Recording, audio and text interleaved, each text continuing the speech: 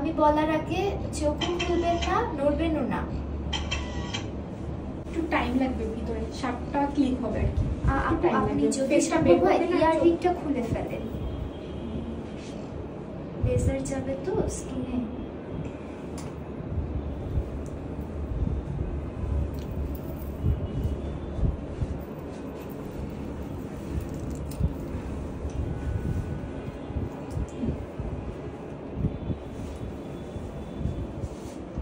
চোখ বন্ধ,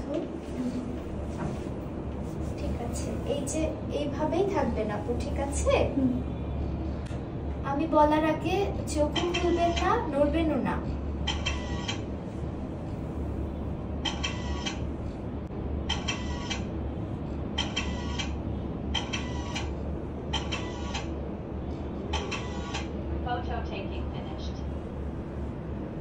হ্যাঁ, এবার বের হন আপু।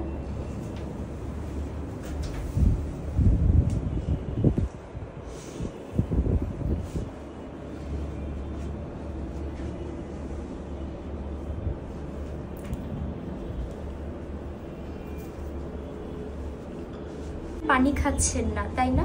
পানি কম খান, তো আপনার হাইড্রেশন লেভেলটা কিন্তু একটু কম।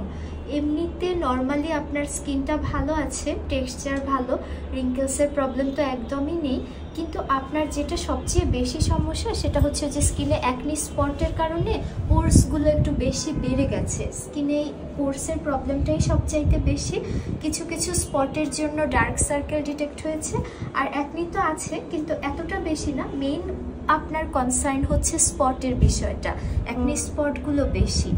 আর জেনারেলি আপনার সেন্সিটিভিটি তো খুব একটা বেশি নাই, কিন্তু ইউভি স্পট, আপনি তো সানব্লক সেভাবে ইউজ করছেন না, দ্যাটস ওয়াই কিন্তু আপনার স্কিনে কিছু ইউভি স্পট আছে। আর আপনার দেখেন আপু, পিগমেন্টটা তেমন একটা না থাকলেও কোলাজেন ফাইবার লেভেলটা কিন্তু আপ টু দ্য মার্ক আসেনি। এটা কিন্তু একদম 50-50 বলা যায়। সো আপনার খাবার মানে আপনার ডায়েটে একটা চেঞ্জ আনতে হবে, হাইড্রেশনে একটা চেঞ্জ আনতে হবে, আর সাথে কিছু মেডিসিন বা আমাদের ট্রিটমেন্টের মধ্যে থাকতে হবে। তিনটার কম্বিনেশনে তখন আপনার স্কিনটা একটু ইমপ্রুভ করবে। আপনার স্কিন হচ্ছে মিক্সড স্কিন, তবে অয়েলটা প্রমিনেন্ট, কিছুটা অয়েলি। ওভারঅল আপনার স্কিন অয়েলি স্কিন, সাথে হচ্ছে কিছু কিছু এরিয়া, সম্ভবত টি এরিয়াটা আমি আবার আপনাকে দেখাচ্ছি, সেই টি জোনটা একটু বেশি অয়েলি। স্কিনের এজ দেখেন আপু, আপনার নিজের এজের থেকে কিন্তু স্কিনটাকে একটু বেশি এজ বেশি মনে হচ্ছে। কেন?